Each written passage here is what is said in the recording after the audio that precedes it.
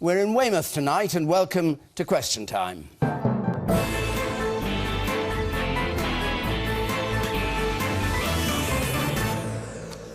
Good evening. A big welcome to our audience here, of course, and to our panel, the Conservative Health Minister, Anna Soubry, Labour's former Culture Secretary, Ben Bradshaw, the former leader of the Liberal Democrats, Ming Campbell, the journalist, Angela Epstein, and the editor of Private Eye, Ian Hislop.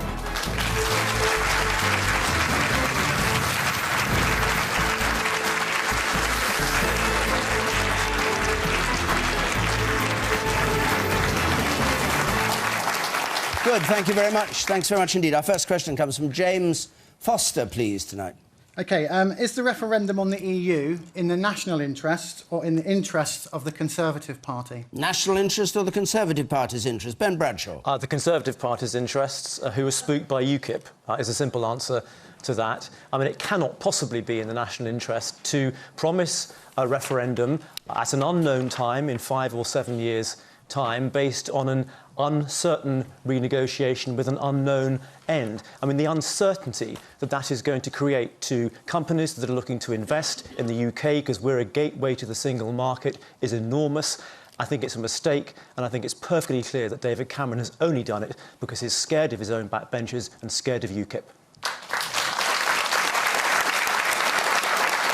Well, there are lots of hands up already. The woman here on the left, what do you think?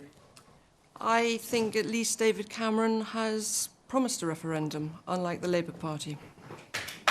And the Labour Party is never going to have a referendum. No, that's not true. We haven't ruled anything out or anything in. Sometimes... Well, what do you say? Well, they had 13 years to do so. No. They had 13 years to do something. Sometimes in politics, as in life, keeping your powder dry is the best policy, and I think that is the best policy in this case. The leader of your party yesterday said in Prime Minister's Questions that he would not support a referendum. But it was clarified afterwards. He said he would... You know how it works. He said he would not support... I'm so sorry. Anna Soubry. No, I think very much Party's the national interest. Look, I mean, the reality is that I believe the majority of people in this country have become cynical, disillusioned with the European Union. It costs an awful lot of money, it's not very democratic, it gets involved in the sort of stuff that it shouldn't be involved in. Now, I'm a believer in a European Union, and come a referendum, I look forward to us having renegotiated the settlement, and I can assure you I will be voting for us to stay within the European Union. Whatever happens. Well, however hopeless the renegotiation is. Oh, I don't think there will be hope. No, I'm sure you don't, but if it is, you'll still vote in favour of staying in. I have always been a firm believer in the European Union. Now, what I don't want is a federal Europe. Let's make that absolutely clear. But I think things are changing. I think there's a real, just as we've had in this country, a look again at the European Union and some cynicism, as I say. I think actually across Europe there is a move now to think again, to make sure that we restore it to what it should and was originally, which was a trading arrangement, a free trading arrangement between nations. It's the referendum we're interested in, though, in this question. James Foster wants to ask about the referendum. Why was your leader against a referendum only a year ago? Because the time wasn't right then. No, sorry. That was about having a referendum in the duration of this Parliament. We are talking about having the time to go and renegotiate. And if you look at the welcome that we've had, Angela Merkel has already welcomed this. She wants to talk and do business. Steady on. Welcome it, exactly. The guys don't like to hear the truth on this. The man here, I'll come to you. Yeah. You've not had a vote on this in your lifetime, have you? No. No, I haven't. Looking forward to it? Yes, I am. I think there is a great need for a referendum on the European Union, and I think the Labour Party do seem to be against a referendum on the European Union, simply because of what Ed Miliband said in Prime Minister's Questions yesterday. And we need to renegotiate with Europe. We do need to renegotiate with Europe because of the mess that Labour signed up to with all these treaties that give all these powers away, the Lisbon Treaty being one of them, where Gordon Brown just sort of walked along and decided to sign it. In private. Like that. He just decided to sign it. But he didn't go to the lunch, so it's all right. Because he was just frightened of Europe. OK, so you're in favour. What about you, sir, in the white shirt there in the middle? Yeah, I think basically that what this referendum is an attempt by the Conservative Party to hoodwink the electorate into voting for them in the next general election. And I also think that the referendum itself is too complicated for a simple yes-no answer. And I believe that the general public of the United Kingdom need to be educated on the European Union to exactly know what they're voting for. OK. It's for referendum, particularly Ian's. What's your reply to that? Well, I think the difficulty with Ian's suggestion of a renegotiation on competences, and the Prime Minister hasn't spelt out what competences he wants to renegotiate back. He also hasn't managed to identify a single other European Union country that would support Britain unilaterally getting these competences back. And that's the problem he has. I support European reform. I support us working with our allies like Germany, the Scandinavian countries, the Netherlands, who, like us, want Europe to be more competitive so we can compete in the world. But the idea, as Ming said, that you can have a pick and mix, a la carte Europe, and still enjoy all the advantages of the single market is pure fantasy. But what about Ian's point? Yeah, Ian. Well, Ian's point was you can have a referendum there. You can ask people what they want. Everyone always comes up with these sort of eating metaphors. It's pick and mix, it's a la carte, it's buffet. No, it isn't. We're not a member of the euro, so everything is going to change anyway. They are going to go towards a greater fiscal union because they have to. We don't have to. So everything is going to change anyway. Why not use this as a chance to renegotiate our position? Because why is that so bizarre? That's not what David Cameron is proposing. That's not what David Cameron is proposing. David Cameron... But the answer to Ian Hislop, and indeed the answer to Angela, is... to join the euro, is it, Ming? No, the answer is... What would you put down as being the alternative to being out? You don't know that until the very process you've described has taken place and been completed. And once it's been completed, then you can go to the public and say, all right, are you content? So you accept Cameron's timetable? Are you content for the bringing to an end of the European arrest warrant? Are you content... There's real problems with that, Ming. You should know that as a lawyer. Are you content with bringing an end to the working time directive? You can put all these details to people once you've got an agenda, once you've got a manifesto. But are you against the referendum in principle? Not at all. I don't. No, because the Lib Dems used to believe in a referendum on Europe, didn't you? I'm not frightened of a referendum. I'm old enough to, if I may say so, I'm old enough to have taken part in the 1975 referendum campaign. We began that campaign, those of us who were in favour of Britain's membership of the European Union, with the opinion polls quite solidly against us. By the time we had the argument, then we won the argument very convincingly. I'm confident we would do that again. Yeah, OK, person up there in the second row from the back. You.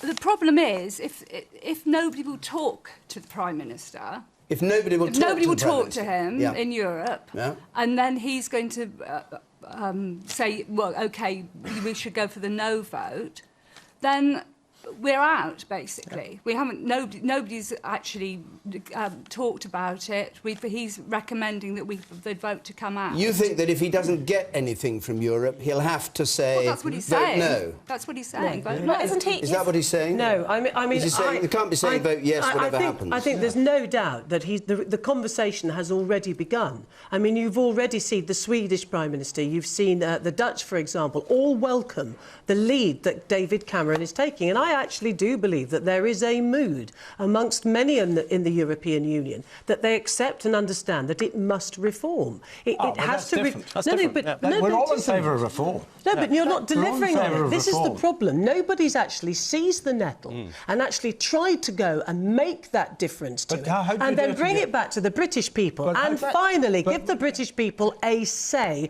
on their future in the European Union, in or out. But what do you think is more likely to succeed? Going and saying, look, things are changing, we'd like to help that because the Eurozone's viability is important to our prosperity as well. And by the way, there's some other things we'd like to put on the agenda. Or else going and saying, these are the things we want. If we don't get them, we're going to walk out. OK, now look, we'll see what happens. We've got to move on because we've taken a quarter of an hour of that. But just one thing, it seems to me that all five of you agree with the principle of a referendum. You just have different types. You're not against it. Not in principle. Not in principle. If it's a referendum that delivers, and just to finish off Ian's metaphor, I think Cameron's worried about being eaten for breakfast by the electorate. I mean, that's the ultimate worry. And therefore he wants to deliver something that people will find palatable. Eaten for breakfast would mean losing the election or getting a no vote in a referendum? I think he just wants to stay where he is and will do what he can. There was a Finnish man who said it was like a currant bun. We could take out the currants and then Europe would be edible. We could do this all night, you know. Curious. We need Nigella. Culinary analogy. You can join this debate, as you well know, by text or Twitter. Our hashtag is BBCQT, as ever. We've got a Twitter panellist tonight, Will Straw, who's the founder of the blog Left Foot Forward. You can follow him at BBC Extra Guest if you want to do that. You can comment on 83981, sorry about the length of this list, and you can press the red button to see what others are saying. Let's take another question. From Jamie Wilson, please. Jamie Wilson.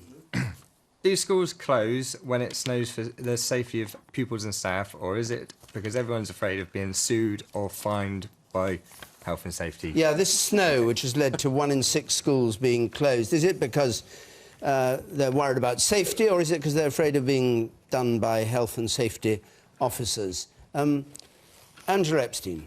I think it was absolutely ludicrous to read that 5,000 schools closed when it was going to snow. It's not as if the weather didn't dominate the news for about a week and a half before. It was like one of those disaster movies. It's coming, you know, batten down the hatches, it's going to come. I think it's ridiculous to have some kind of unilateral policy to say there's snow. I remember hearing one head teacher on the radio saying she agonised all night over whether to close the school. If teachers can get in, they will get in. And if pupils can get in, they will get in. Schools exist not as a babysitting service, although it is very frustrating for we parents when we get the phone call to say it's closed, but it's there to educate. And it's a dereliction of a school's duty to close because of a bit of snow. And if children are going to fall over in a snowy playground, they may also fall over when they're having a game of rounders, or whether they're playing TIG, or Who Stole My iPad, or whatever it is they play in playgrounds these days. And I think it is absolutely ridiculous. Only in very affluent Manchester. Only in very affluent areas does he worry about the stolen iPad. No. Ian Hislop.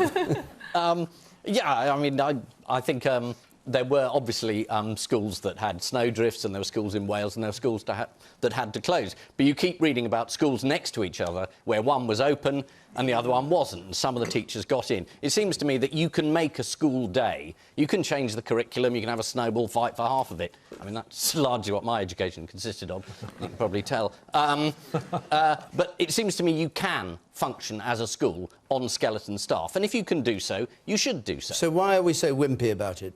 I think I heard a headmistress on the radio saying if just one child should slip over on the ice near the drive and then a car should also slide over and hit. I'm thinking, well, this is quite unlikely so far, and surely risk should be built into education.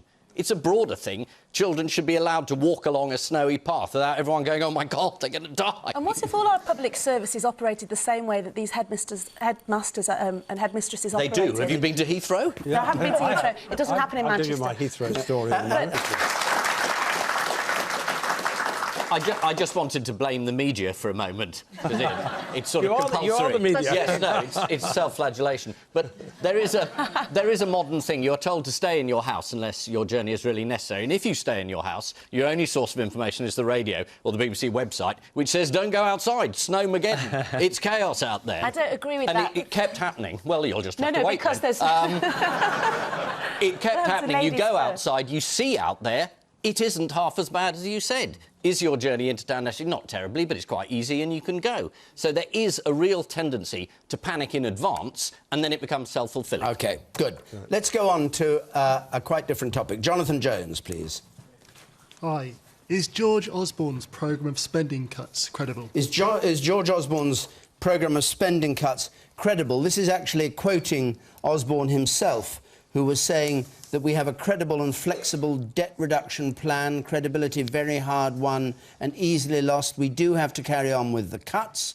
Under attack, on the other hand, from the IMF, saying they've got to ease up, and under attack from Clegg, it seems, his partner, saying that we got it wrong at the beginning by not spending money on capital projects. Anna Soubry, what do you make of the Clegg attack? we got this wrong. I'm going to be self-critical, he said today. You're looking at this because well, you haven't heard it. I haven't heard Well, it. I'll read it to you. It was in a thing called The House, which is a parliamentary magazine. Yes. I'm going to be sort of self-critical. There was this reduction in capital spending when we came into the coalition government. I think we've all realised to foster a recovery, you've got to mobilise public and private capital. It was a big admission from the man who was supporting everything. He's talking about capital spending. Yes, yes. Well, actually, one of the things and that the IMF are saying we should ease up anyway. Well, no, I think the IMF has now come out in support of what we've been doing. But actually, I think on capital expenditure, I think you'll find that there may be some merit that at the beginning we weren't making. This is very early on in the coalition, big capital expenditure. But then, if you look at what's been rolled out, certainly if I look at my own region and I see the investment in both the railway system, in the tram system and in the roadworks, certainly in my area, there's been a phenomenal investment by this government in the infrastructure, and rightly so. But the question is are we doing the right thing? And it's tough and it's difficult, but it is the right thing. I don't believe that there is, to use that expression, any alternative, because the only alternative is to do what Labour did, which got us into the mess in the first place, which was to borrow on a level and at a scale that we have never seen before in this country. And no, it wasn't. It wasn't investment. What it was, as I say, was an expenditure on a scale that we have never seen, but it was based on debt. And simply, as you know, anybody knows that if you have a credit card and you have reached your limit, there is nowhere else for you to go. And what you have to do is you have to pay off your debts and you have to live within your means. But we know it's more complex than that in a national economy, isn't it? It's not as simple as just having a Visa card that's overspent. But the principles are the same. Living within your means, making sure that you do not live and exist on borrowing. And it was because we borrowed at a rate, as I say, that we've never seen before, that our nation has ended up in the economic mess that we inherited in 2010. And don't forget, that is why our two parties came together. With all our differences, we came together determinedly on one issue, primarily, which was to sort out the economic mess. And we've made some tough decisions. And we've had to impose tough cuts. And debt is still rising. But that is because of other factors that have come in. But what is the alternative, Ian? Labour's alternative is to borrow yet more money. And that is no solution to our problems. It's tough, but it will be worth it in the end. Let's be clear about what the IMF has said. The IMF has said if things are still bad at the beginning of 2013, and they are, it's a good time to make adjustments. We think slower fiscal consolidation may be appropriate in this March's budget. It couldn't have been clearer. Well, it basically means they've been cutting too far, too fast. It's killed growth. It's putting borrowing up. It's putting the deficit up, not down. And if you want an alternative model, look at what Barack Obama has done in the United States. He has kept his economy growing. He's kept investing. Unemployment going down. America has a huge deficit, but he's kept it at a certain level so the economy grows. You don't repay the deficit, Anna, by killing growth. You've had no growth since you came into government. £120 million a day on debt alone. And it is astonishing. You are a member of the government that has brought this country economically almost to its knees. And instead of sitting there and saying, do more of the same that brought us into this situation, you should be saying sorry for what you've done.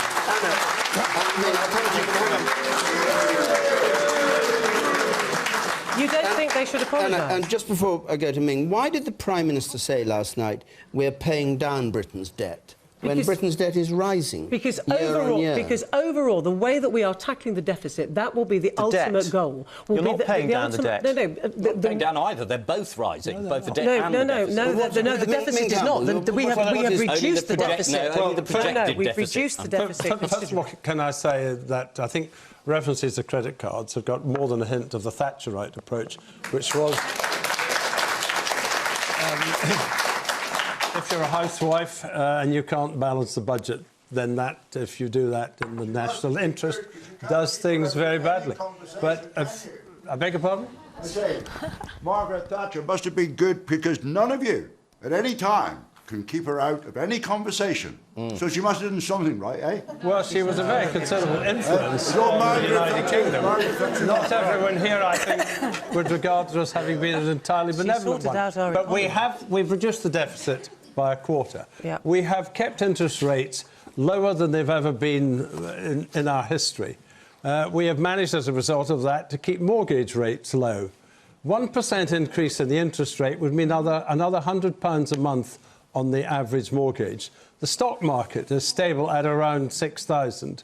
The bond market, where we have to borrow, is stable. Now, should we have growth? Of course we should have growth, but you won't get growth that's credible until you've achieved economic stability. So the IMF's got it wrong, in your view? Well, if you look very carefully, the words may be appropriate. Well, that's pretty general, isn't it? Well, may be appropriate when an economist says it means what he wants to see happen. But there is something specific to point to, and that is the fact that Michael Heseltine produced a report in October which set out very clearly the path that could be taken for growth consistent with the stabilising of the economy, of which we've made our central responsibility. And on that basis, I think there is now an opportunity for some relaxation. I think there's an opportunity to do more than the £5 billion that was released as a result of the autumn statement by George Osborne for infrastructure investment and things of that kind. I think we are now in a position to do that. So you want to see a budget? Hold on. If we hadn't taken these difficult, harsh and unpleasant decisions, we wouldn't be in that position. I'll leave you with one piece of information. Nick, sorry, just before you do that, Ming, before you do that... I'll come back to it. Welfare costs more than health, education and defence put together. Is that sustainable? Ming, you're actually writing the Chancellor's budget for him in a way that... Is this the Liberal Democrat position on this budget, that he should ease up exactly what the IMF wants to see? I'm writing the budget with all the freedom of a backbencher. And someone OK, so we needn't take any notice? No. The original question was, Nick Clegg has changed his mind. I wouldn't be on this programme if you didn't think that I had some influence with the Chancellor, no, would I? Ian. The original question said, Nick Clegg has changed his mind about something else now. It's about austerity. That shouldn't be a surprise. Everybody has changed their mind. The idea that the IMF has constantly been saying you must go for growth, spending is it, it's just simply not true. The IMF was very, very keen on austerity. It and the EU are very keen on austerity, particularly for other European countries. So the idea that suddenly we have a consistent position from the IMF that we must take seriously, they've changed their mind because there's no growth. Clegg's changed his mind because there's no growth. I have no idea whether growth is possible, but I don't think you lot do either. Man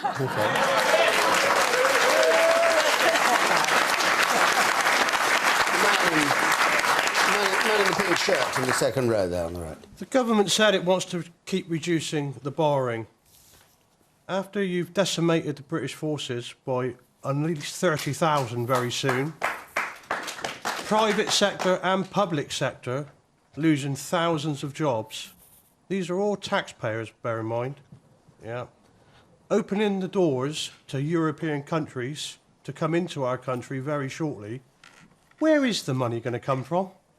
Anna Soubry, do you want to answer that? Can I just say that I think we may well be having a question on defence. I'm second-guessing I accept. You haven't been reading my question. No, I haven't. But importantly, if you look at... it escaped in all the noise about Europe, but actually our rates of employment are actually going up. We have the highest employment rates that we've had in many, many, many times.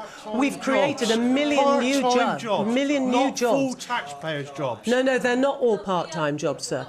They are, and also our youth unemployment figures are also, again, youth unemployment is falling. We have a million youngsters in apprenticeships. No. All right. I can't take 6 questions. The woman over here on the left. We'll try and get... Anna said she can't take 6 questions at once, so we'll try and get 6 separately. You. Back to Menzies. I agree with the fact that the interest rates are at their lowest that they've ever been now, but the cost of living and the borrowing that all of us are getting into now in debt, the fear is the moment the government, any government, increases those interest rates, we're all pretty doomed, actually, because we're up to our limit now, just trying to survive. Okay. Well, and the woman in white there, Inspector. Yeah. You're talking about sort of relaxing austerity measures and investing in infrastructure. What's this about investing in infrastructure when there are people who can't afford to put food on the table? You're capping benefit rises when they're already not enough for people to live on.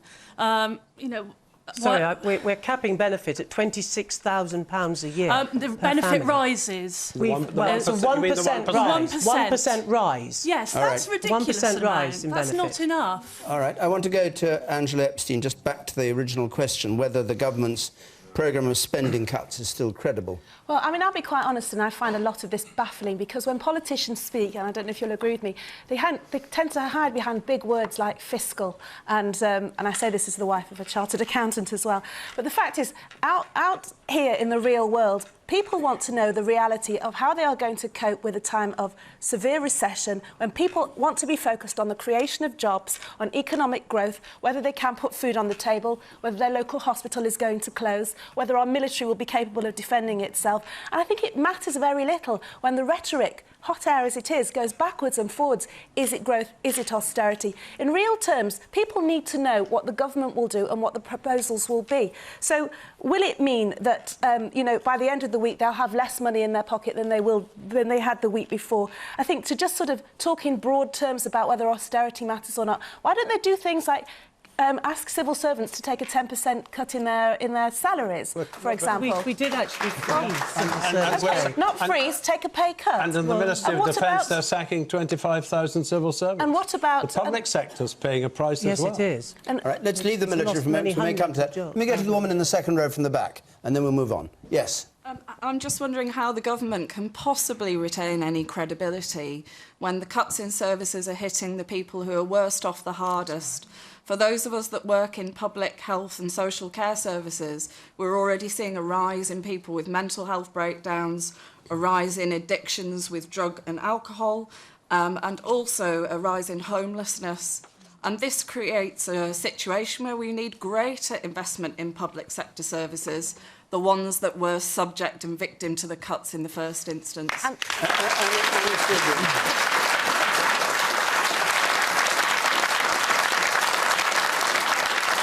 You said you couldn't take 6 questions at once. Can you just answer that specific point, and then we must move on? Well, I have to say, it's not what I recognise at all. I accept...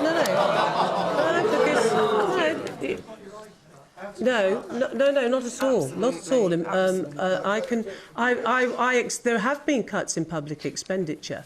But if you look at many councils across this country, even in very difficult times, they have managed to maintain a level of service which is excellent and which we should be proud of, even in difficult times. So to paint a picture as bleak as that, I don't believe is a true reflection of what's happening in the rest of the country. Which is based on the goodwill of the workers who work so many extra hours every week to keep these services going.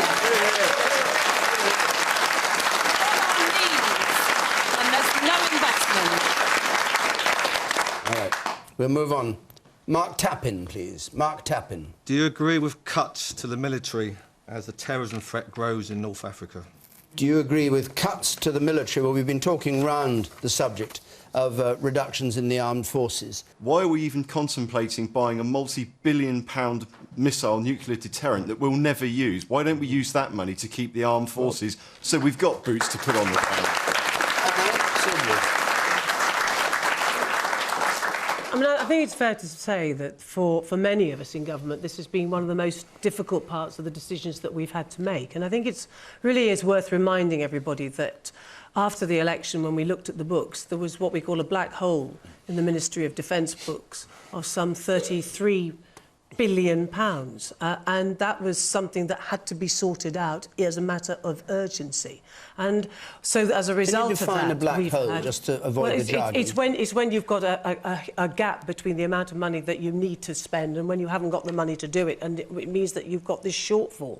And it was over how long a period? That was the hole that existed when we looked at the books in 2012. It had been accumulated over years, but by a series couldn't. of absolutely catastrophic procurement decisions by the previous government. I mean, they wasted billions and billions and billions. And so, therefore, something had to be done about it. No one's been punished, I noticed, or prosecuted, or even investigated for losing more money, 37, I think the black hole is, than Trident will cost to replace. Yes. It's unbelievable. Aircraft carriers that you can't land on, jets that don't work, huge collusion between the military companies and the government. I mean, it's a real can of worms, the Ministry of Defence. And this isn't just a question of there must be cuts. This is the most unbelievable example of incompetence and waste that I think this government should have acted on. That government is responsible for. They are but you lot cannot complain getting rid of 5,000 troops is even in the same bracket as that sort of waste. But as a result of that, we have had the full review of our defence systems. We have looked at the way forward. And it's been very tough, and it does mean that we've had to make soldiers redundant. Nobody likes to do that. But we will still have the 4th largest spend on our armed forces of any country in the world. So I think it's not the army, is it?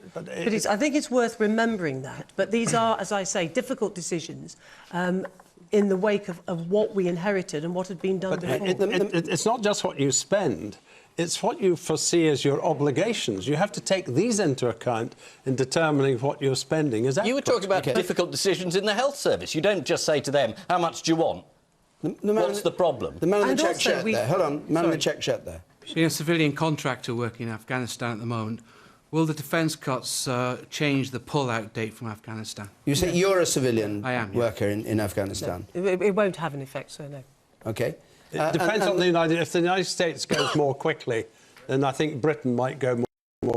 Man here, and then I come up to you, and then I go to you, Angela. Yes? I think one of the biggest concerns is homeland security. And when you're cutting the armed services at the same time that you're cutting the police service and all the other public services, it's what is going to happen. I firmly believe the government are abdicating their responsibility to homeland security. OK. And you, sir, up there on the back, second row from the back.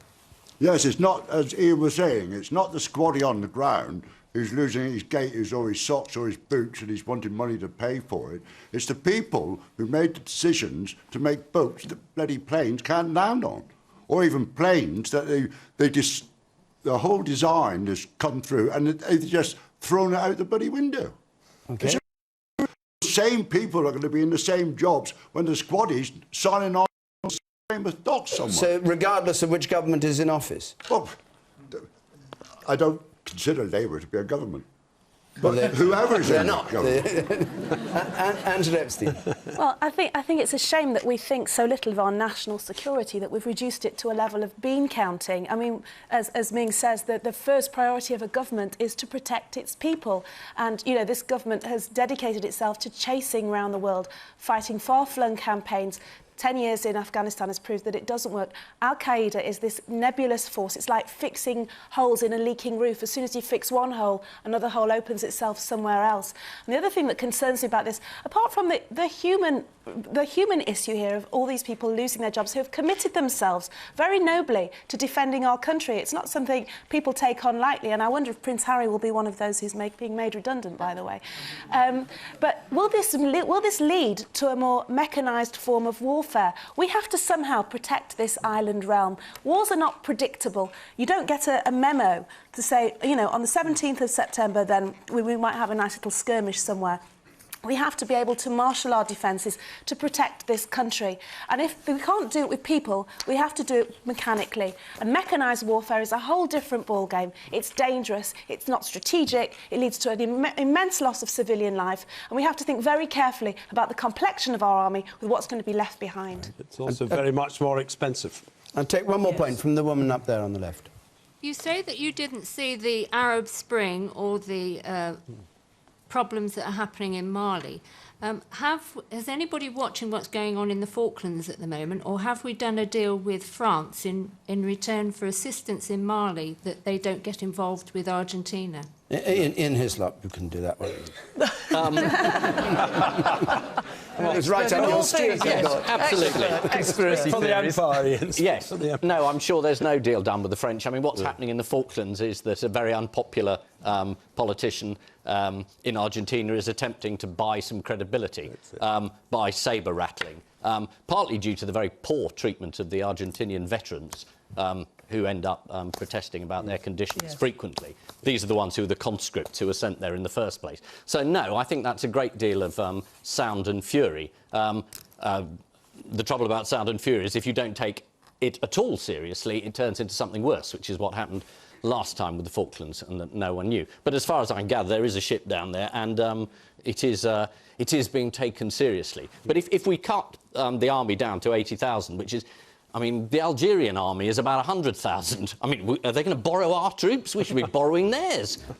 It is very, very small, and it means there's very little we can do. You can't really call it an army anymore, can you? We've got a UK Defence Force, really. No. All right. We've got under 10 minutes left. I want to take one more question. And this is from Matthew Lambley, please. Are poor people fat? Are poor people fat? Now, you may... I ought to give you the context. I ought to give you the context. It's something that the Minister for Health, sitting on my right here, said or is reported to have said in an interview to the Telegraph. When I go to my constituency, in fact, when I walk around, you can almost now tell somebody's background by their weight.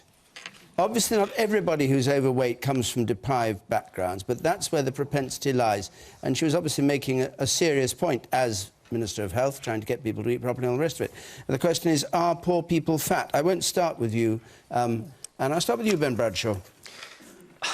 Look, if you look at the figures that the Department of Health has actually issued, the thinnest people are poor men and wealthy women. When it comes to children, the difference in the levels of obesity between children from the least and the best well-off families is tiny. It's 1.5% for girls and 0.7% for boys. So don't let's pretend that obesity or people being overweight is just something that poor people suffer from. It's a problem throughout society. To be perfectly honest, I find it deeply offensive for well-off ministers to hector people, poor people, many of whom struggle to make the healthy choices that the people here on this panel find perfectly easy, thank you very much, when they're cutting healthy school meals, when they're cutting school sport, when they're cutting breakfast clubs. All of those things, you need a joined-up policy across government to tackle obesity, not ministers who, frankly, if they were submitted to a body mass index test, most of whom would fail, lecturing the poor.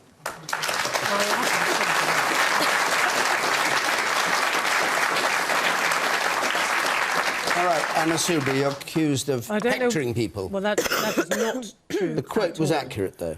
The quote was accurate. It was taken out of context, which I'm happy to explain. Could I just remind you, Ben, that your own shadow public health minister has today said that I was right. I don't know where you've got your statistics from, and I can assure you that, first of all, 1/3 of all children now leaving primary school are either overweight or obese. And when you look at obesity levels amongst those who come from the most deprived of backgrounds, 23%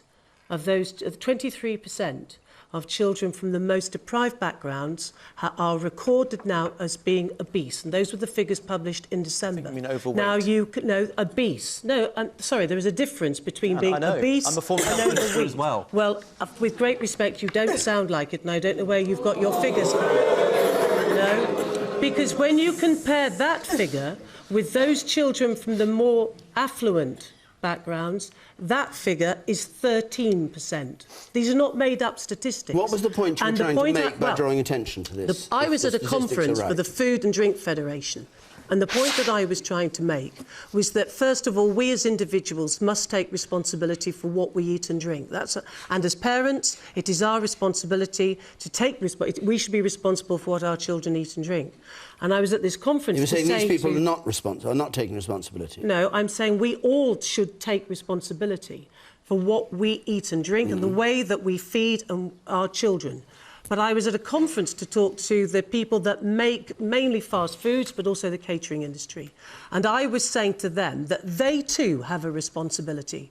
They have a responsibility for the financial cost to our nation. It's estimated that £5 billion of our money in the NHS is spent as a result of us being overweight or obese. Why were you drawing attention to people's background in saying this? Why weren't you just saying there are too many? Because it was part of a speech and it's been taken out of the speech.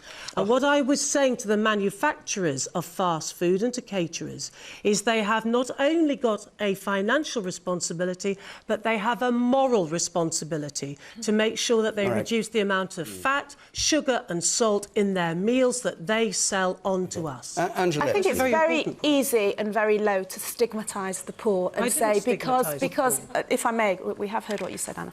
At great length.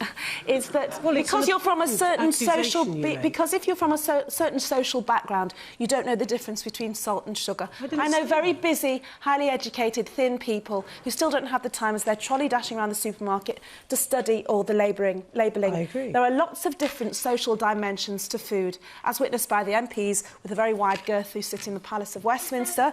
As 1 second, if I may, there's the issue of people who have a chaotic family life. You know, people are time poor, they're work poor, they're getting work where they can. People don't sit around the dinner table anymore. They use a tray. Talked about that. And that's possibly because they don't have an opportunity because they're working harder just to earn the money to put the food on the table. The fact is that it's so easy to say that because you're overweight, you're eating all the wrong foods. Women comfort eat. Speak to anybody who has had a heartbreak, and they nosedive into a box of chocolates. You know, and that's nothing to do with their socio-economic. The question is, are poor people fat? Well, of course they're not. Well, but of course they're not. I actually read this speech. Not all of it, my dear. No. Only what was reported. Yeah, no, and you did have a go at the food industry, which I thought was terrific, and the headline was the bit where you made the link. But honestly, it's not just sort of mad right-wingers. The Child Poverty Action Group today supported her, saying there was a link between childhood obesity and eating the wrong thing. I'm not a mad right-winger, by the way. No, I'm just positing those types. But I'm trying to say that you made a perfectly good point there. My party keeps saying I'm a pinko, so watch out. Right. I can't really... Can I answer that point? Can I just make this point? The truth is you should be laying into the industry, and the industry will not be regulated. Ben's lot said we'll have a voluntary agreement with the drink and food industry about salt and fat, and they'll regulate themselves. They didn't do it. Obesity continues, and there's still a problem with it. I think this lot, you finally got to actually get them. Exactly. Anna, no, you can't, because Ming hasn't spoken, and we're also out of time. Ming, this line... Very quickly, you can almost now tell someone's background by their weight. That was what Anna said. Well, I don't believe True or false? I don't believe that's universally the case. No, can we just accept that we've got a problem about obesity, however it arises? Can we just accept that we shouldn't hector people about what they eat, but that we should make sure that education in schools helps young people to understand what healthy eating is? And I have to insist we agree on silence now from our panel, because sadly our time's up. In fact, we're over it. So just to say, we're going to be next week in Lancaster. Saeed Avasi for the Tories, Alan Johnson for Labour will be there. The week after that, we're going to be in Stirling. If you want to come to the programme, the address there, the email address is where to get hold of us, or you can call us 0330 123 99 88. Many thanks to you on the panel. Many thanks to all of you who came here to Weymouth to take part in this edition of Question Time. And until next Thursday, good night.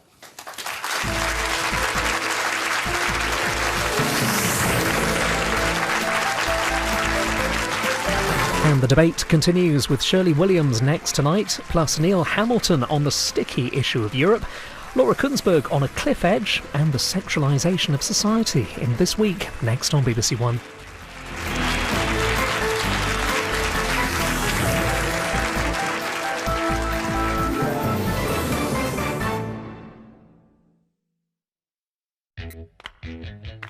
The BBC Radio 2 Folk Awards take place next Wednesday night at 7:30. Watch the star-studded ceremony featuring live